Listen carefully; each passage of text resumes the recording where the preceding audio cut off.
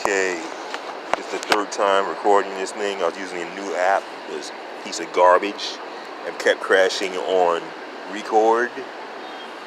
Okay, when you're trying to save the file, if you've been talking for 20 minutes, it crashes and loses an entire file. FML. Doctor Strange and the Multiverse of Madness. Okay, I was reluctant to see this, man, because I'm on Marvel burnout, because, Moon Knight was uneven to me. It was okay in some points, and some points it's just like, but that's neither here nor there. But yeah, this was pretty good. I had a misgiving. I was thinking in the outset, I was analyzing it and being cynical, saying, hey, what kind of enemy are they going to have in this movie? Because, who's going to be able to fight Doctor Strange and Wanda? Come to find out, he's fighting Wanda. So yeah, good move. It was an excellent move because she was damn near unstoppable this entire movie, okay? Wanda was like the Terminator, killing everybody in her path. She killed more people than Thanos did in both Infinity War and Endgame. Basically, she went postal, and she wants kids. She wants to take kids to another universe. Not to say that she couldn't just have kids and call them Thomas and William, right? I'm pretty sure Doctor Strange could arrange for her to have a kid.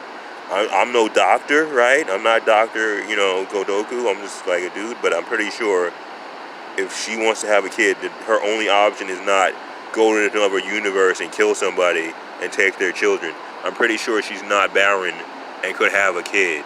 If she really, really applied herself, Wanda Maximoff could have had 2 children and named them Thomas and William. And kind of forget what the other 2. You made those out of magic anyway.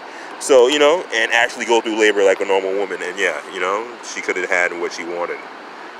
Going postal and killing like pretty much 250 people in an hour. I don't know. That was their best bet for being motherhood. And that is making her Mother of the Year.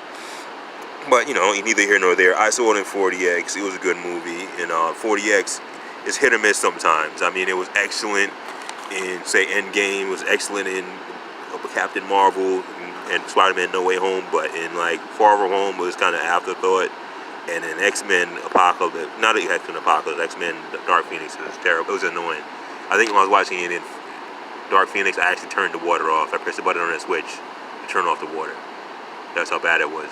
Because there was a raining scene and they were just dripping water on you for no reason. And it was not necessary. It didn't make you like the movie any better. But yeah, this is a wholly different beast. Usually when you see movies in 3D, especially Marvel movies, they're like a roller coaster ride. 40X makes it actually like a roller coaster ride. I'm surprised you don't have to, strap in, because when they start rocking and rolling, the chair starts rocking and rolling to match the movement on screen. So basically, when she attacks Kamar-Taj and Wanda attacks Kamar-Taj to take America Ferrera, spoiler alert, they're shooting jets of wind past you every second because there's so much shooting going on. Everybody shooting arrows at Wanda. It was pretty good. It was very good. It was very well done. There was explosions, rocking the chair. There's points when, later on when the Demons of Cthulhu come out, one of them gets too close to the screen and 40X shoots you with water. It sprays in the face a little bit of water to simulate that. Yeah, the monster spit into the camera. So it's pretty funny. So the points when America and Doctor Strange is jumping through universes. They jump through a water universe at one point and get splashed with water there. It's pretty cool. Or, a scene with water in it, basically. And there was also a universe made of paint, when they were made of paint. So it was very well done, okay? I've seen a lot of 40X movies. This is one of the better ones. Okay, there's a point when Wanda's suffering depression because she doesn't have her children. And she basically is sitting in a chair and the perspective is kind of warped, so the screen looks like it's moving, like the room's moving when it isn't.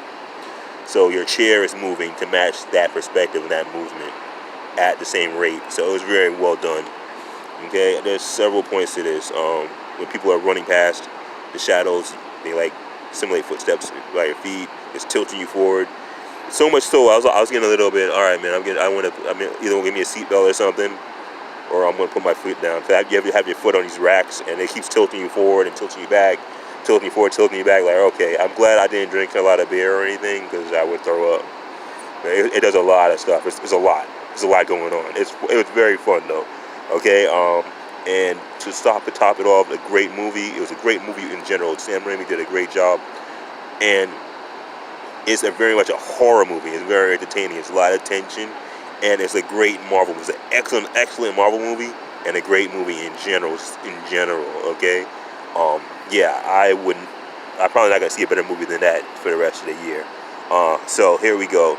We have Black Bolt shows up. So it's absolutely amazing. That Anson Rout, that's the guy from Scott Buck's terrible Inhuman show. Scott Buck, the idiot who made that terrible Iron Fist show, basically. And so he gets rewarded.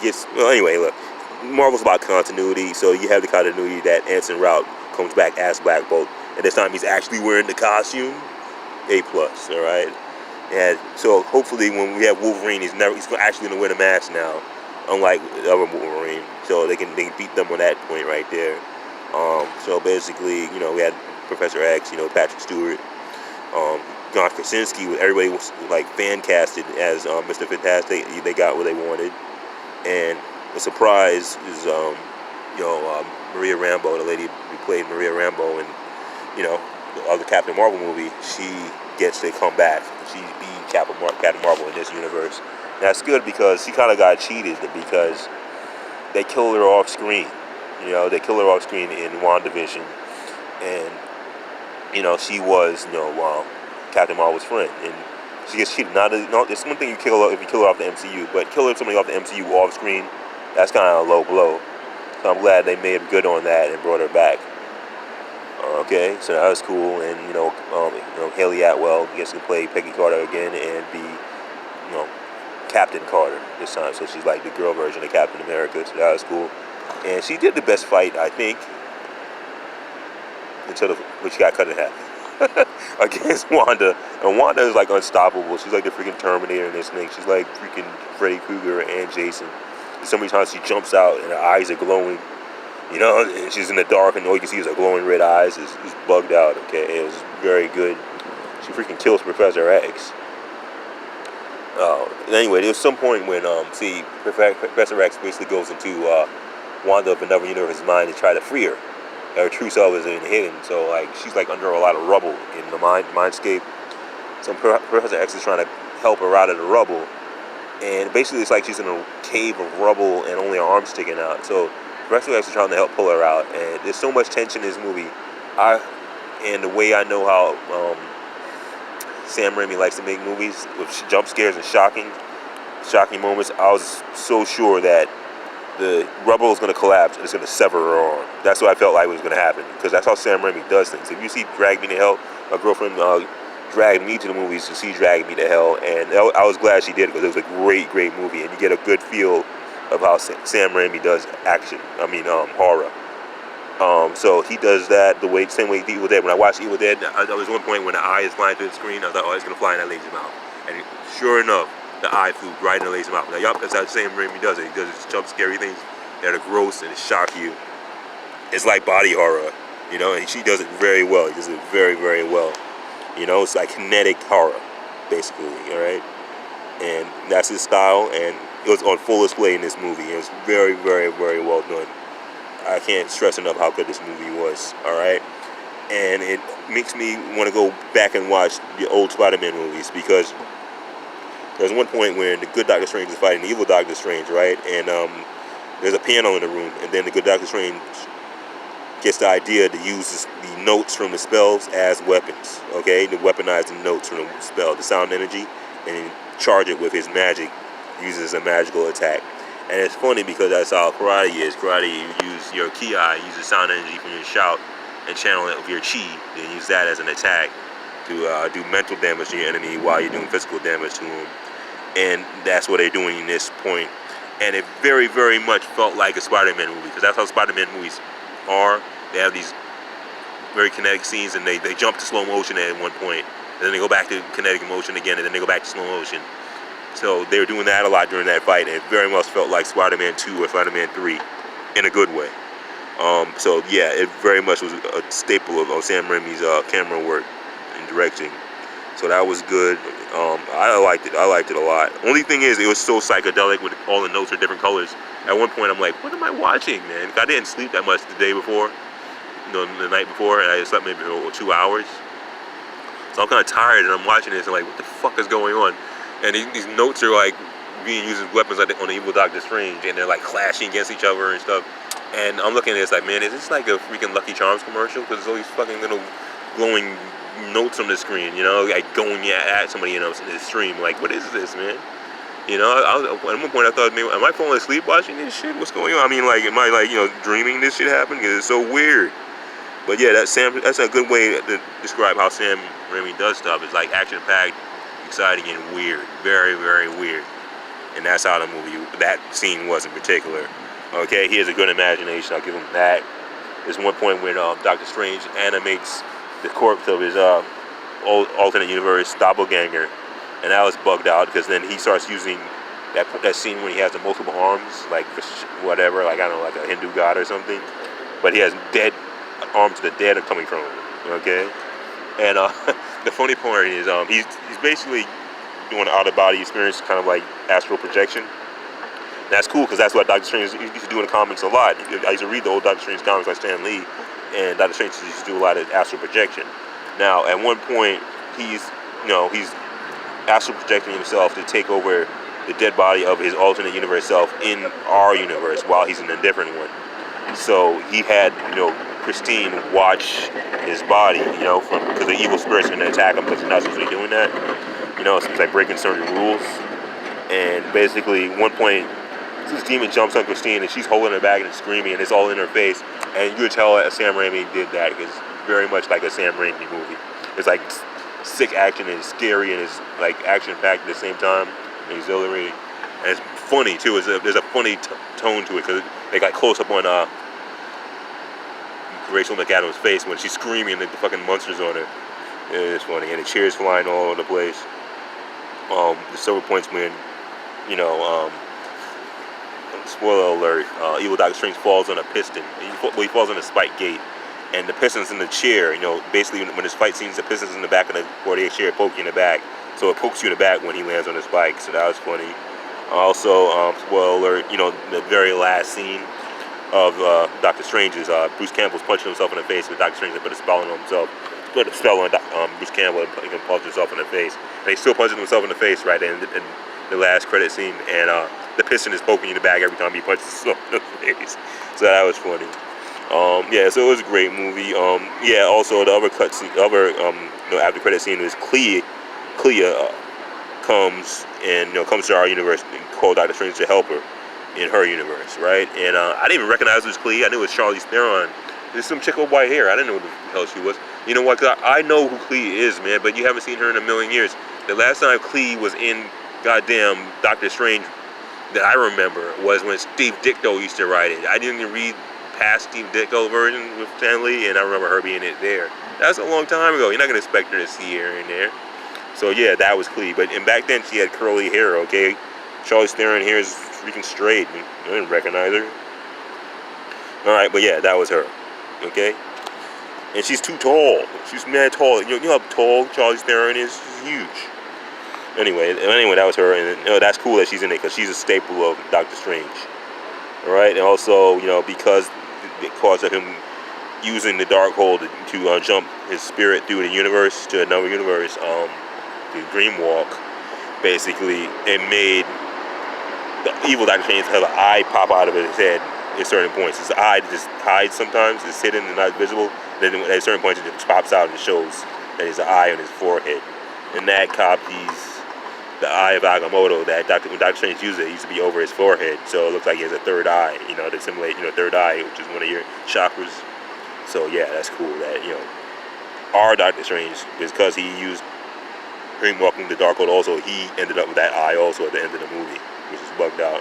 And it was very much like Drag Me to Hell when he jumps on the ground and starts screaming. It reminded me just like the end of Drag Me to Hell, and the camera work was just like that. And yeah, it's just that's the way Sam Raimi does it. That's how he does it. That's how that Darkhold to Sam Raimi does it. And there's nothing wrong with that. So it was a great movie. It's well shot, well written. The plot was great. There's consequences. They don't, they let Wanda off a slap on the wrist. She actually has to kill herself and destroy the Temple of Cthulhu. So that's good. even had the Book of Ashanti, which is always referred to in Doctor Strange. So he actually got it. He didn't have to be looking for it, and they could destroy it in 2 minutes by Wanda. So there's that. I was always wondering, well, Vision has kids. If Scarlet Witch has kids, right? All right, fine. Where is Vision in this universe? If Scarlet Witch is here, where's Vision? But they never say. All right, so it's a good movie, man. It's excellent. I liked it. I liked the fight with the whole Illuminati's trying to beat Scarlet Witch, and none of them can beat her. It's so messed up, man. I mean, point where Black Bolt could just scream at you and kill you. And she's like, oh yeah, with what mouth? And he looks at it, and he has no mouth. And he goes, oh, he screams to himself because he's so scared that his mouth's going, and he kills himself because his head blows up from his own force of his shout. That's bugged out. Captain Carter tried to fight. She put up a fight, but she ended up getting taken out in grand fashion. Okay, that was cool. Monica Rambeau got beaten like a punk, which is BS because her power is unlimited. That's the thing of Captain Marvel. That's why they call her Captain Marvel, because she can fly into space. Her power has no limits. She's not a battery that has to recharge, because Wanda's powers comes from the Infinity Stone also, and her powers never run out. You ever see Wanda get tired? Only when it's convenient. When she's fighting fighting the whatever those guys are, the guys that work for Thanos or whatever, Proxima Midnight and another guy. Yeah, she looked tired there, but most of the time she never got tired. Anyway, she's unstoppable, and then they basically made Maria Rambeau get tired and die and get smashed with a freaking statue. So how's she getting tired? Because Wanda never gets tired, and Captain Marvel herself doesn't get tired. She can get blasted, maybe. That's a different thing. So anyway, that was kind of weird. It's cool that she got to be Captain Marvel though, because she got screwed because she died off screen in WandaVision. And if you're gonna get killed off the MCU, at least get killed off screen doing something heroic, rather than having her get killed off screen out of the MCU forever. That everybody wants to be in, every actor wants to be in. So it's good that she gets to come back and do that. And it's cool that Patrick Stewart is getting to be Professor X. That's cool. You come back and actually have one of the X-Men in here. So you have X-Men, Fantastic Four, and Avengers all in one movie to some degree. So anyway, like and subscribe, See this movie in 4DX. Spend the $27 to see it. It's worth it. It was a very good movie. You're not wasting it. So at least you're not paying money for 4DX for a bad movie. It's an excellent movie, and that 4DX was done top notch. All right, this is running long. So yeah, definitely see it. Great movie.